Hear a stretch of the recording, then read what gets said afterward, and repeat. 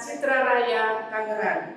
Sekaligus saya adalah mahasiswi PPG dalam jabatan tahun 2021 angkatan keempat di kampus Universitas 11 Maret, Surakarta. Saat ini saya akan melakukan praktik PPL di sekolah kami sendiri dengan menggunakan metode daring. Selamat menyaksikan. Oke, selamat pagi anak-anak sekalian. Pagi, Miss. Oke, Miss. Bagaimana kabar kalian pagi ini? Baik, Miss. Sehat? Ya, sehat. Alhamdulillah gitu ya. Puji Tuhan, pagi ini kalian diberikan kembali kesempatan untuk kita boleh bersama-sama belajar. Oke, kita akan mengawali kegiatan kita pagi ini. Kita akan berdoa dulu. Mari teman-teman dan Miss kita bersatu dalam doa. Amin. Terima kasih Yuma buat doanya. Miss Ani akan bersensi secara singkat. Miss Ani sudah melihat hadiran, semua hadir. Terima kasih buat kerjasamanya. Pagi ini kita akan belajar dari satu standar kompetensi gitu ya, yang kalian harus ketahui. Nah, di sini ada kompetensi dasarnya 3.2 tentang menganalisis prinsip kerja peralatan listrik searah DC dalam kehidupan sehari-hari. Dari kompetensi dasar ini, indikator apa sih yang akan dicapai? Miss Ani menginginkan sebagai guru fisika bahwa kalian bisa mengidentifikasi. Nanti kita belajar tentang daya dan energi listrik. Setelah kamu bisa mengidentifikasi itu, kamu bisa menganalisis. Apa sih tujuan dari proses pembelajaran ini? Berharap kalian sebagai peserta didik mampu menjelaskan tentang konsep daya. Sebagai peserta didik, kalian mampu menjelaskan konsep energi listrik. Pada saat PPL pertama kita belajar tentang apa? Om, Miss. Hukum Om. Belajar tentang hukum Ohm. Pada hukum Ohm itu ada hal-hal apa sih yang kalian pelajari? Di situ ada komponen apa saja? Tegangan, hambatan, dan arus. Apa hubungan tegangan, hambatan, dan arus? Atau dibalik, apabila hambatannya besar, maka arusnya kecil, gitu ya. Pada saat hambatannya kecil, maka arusnya besar. Arus terjadi karena beda potensial atau tegangan yang diberikan. Pada saat pertemuan kedua, kita berbicara tentang rangkaian listrik. Rangkaian listrik itu ditentukan oleh apa saja sih? Yang diseri dan diparalelkan itu apanya? Resistornya atau hambatannya. Hari ini kita akan bersama-sama belajar tentang energi dan daya listrik.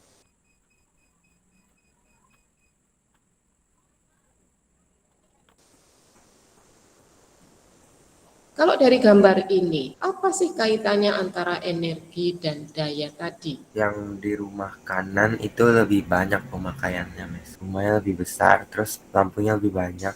Pasti bayar tagihannya lebih mahal.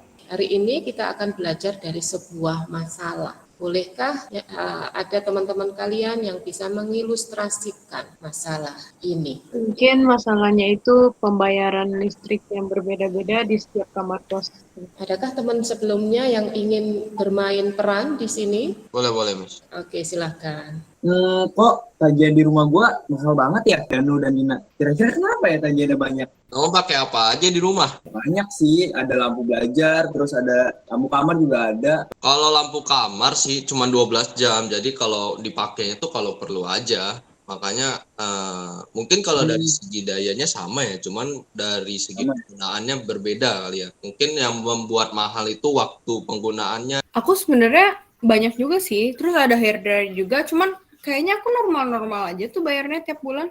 Kenapa kamu bisa tinggi banget gitu ya? Oke, terima kasih. Kita sudah mengetahui permasalahan Dani, Danu, dan Dini gitu ya. Dari permasalahan tadi yang diseringkan oleh Dani, Danu, dan Dini.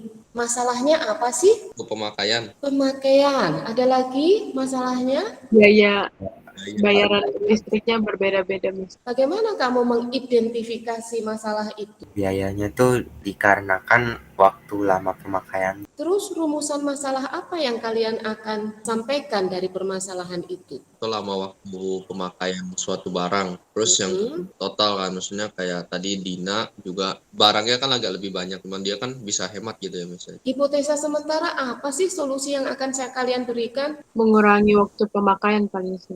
Memilih-milih, Miss, mana yang kira-kira energi yang dipakai itu, watt yang dipakai itu rendah gitu. Oke, nanti kita akan sama-sama menganalisa data ya. Energi listrik itu ditimbulkan oleh apa sih?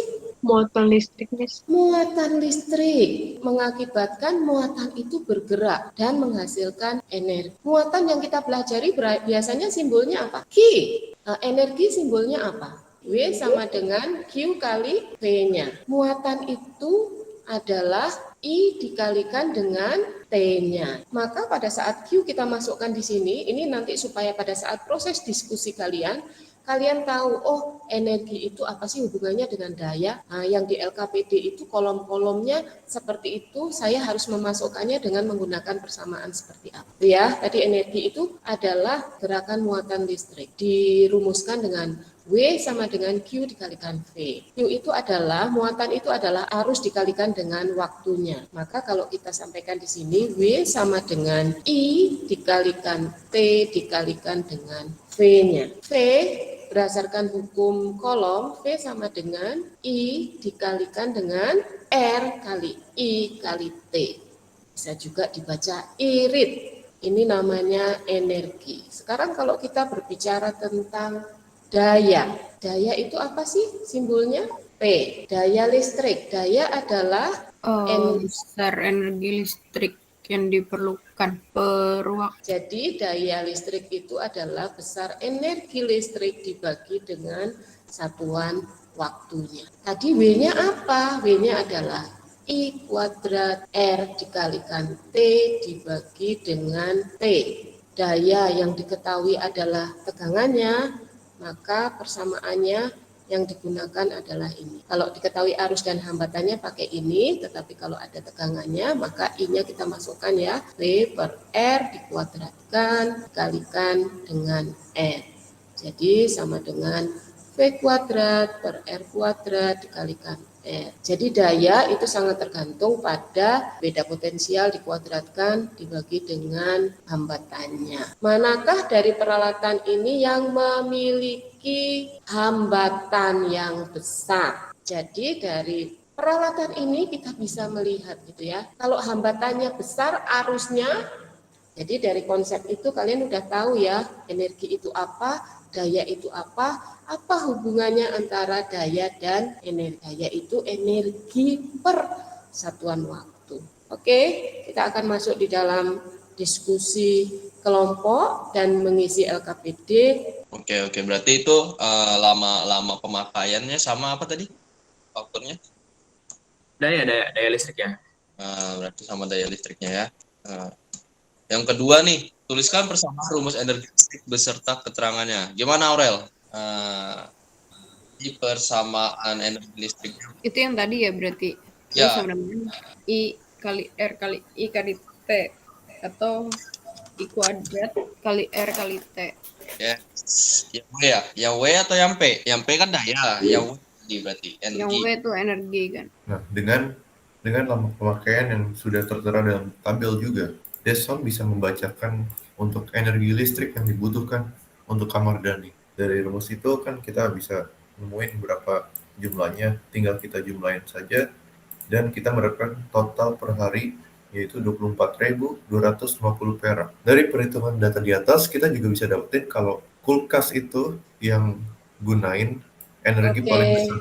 Dikaliin dayanya sama waktunya, jadi nanti kita dapat berapa kWh, terus dari kWh itu per kWh kan ada biayanya, jadi nanti dikaliin misalnya 0,1 kWh dikali biayanya gitu ya. Oke. Seperti yang dikasih tahu Ari tadi, tabel-tabel ini merupakan jumlah watt yang dipakai oleh Dani dan juga harganya. Jadi dari perhitungan data di atas itu, yang energi yang paling besar adalah kulkas dan juga lampu belajar. Jumlah energi yang digunakan kamar kos Dani dalam satu hari itu adalah 24,25 kWh. Oke, thank you Ari. Kita mulai dulu dari kamarnya si Dani. Jadi dapat dilihat dari tabel-tabel yang udah kita diskusi semalam. Dan tadi alat yang energi besar itu ada kulkas, AC, komputer, sama TV. Terus yang energinya kecil itu ada lampu belajar, kipas angin, shower, setrika, rice cooker, sama lampu kamar. Jadi total energi kosnya si Dani dalam satu hari itu ada 24,25 kWh. Terus yang C itu ditanya dalam 1 bulan. karena di dalam 1 bulan itu ada 30 hari, jadi kita tinggal kaliin aja. Kan nomor 4 itu soalnya apa yang membedakan biaya listrik dari kamar kos Danu, Dani, Danu, dan Dini. Yang pasti yang bedanya ya dasarnya itu dari waktu penggunaan barang dan juga barang-barang yang digunakan. Jadi pasti karena ada perbedaan ini, makanya hasil dari penggunaan daya dari kamar ketiga orang ini sama biayanya juga pasti berbeda-beda karena juga waktu penggunaannya berbeda-beda. Nah, terus yang nomor 5 itu besar biaya listrik itu ditentukan dari apa aja. Daya listrik dari komponen barang yang digunakan sama waktu pemakaiannya sih, karena kan semakin lama dipakai juga pasti semakin banyak energi yang dipakai. Nah, untuk yang nomor 6, apakah hal tersebut tuh sangat sesuai dengan konsep karena kan kalau secara di logika pun kalau misalnya semakin lama kita menggunakan suatu barang yang berhubungan dengan listrik pasti juga kita bakal menggunakan energi lebih banyak dan juga pasti pengeluarannya akan jauh lebih besar. Nah, untuk kesimpulannya ini tuh sama dayanya itu berbanding lurus sama waktu. Jadi semakin besar keduanya atau salah satunya, jadi pasti hasil dari energinya juga makin besar dan juga pasti banyak pengeluaran yang harus dikeluarkan. Ya baik, ini hasil diskusi kelompok kami, di mana setelah kita mengetahui permasalahannya Dani, Dina, dan Danu ya, faktor apa saja nih yang mempengaruhi besar energi listrik. Yang pertama kita menjawabnya lama pemakaian dan daya listrik gitu loh, sesuai yang kita ilustrasikan tadi gitu. Thank you.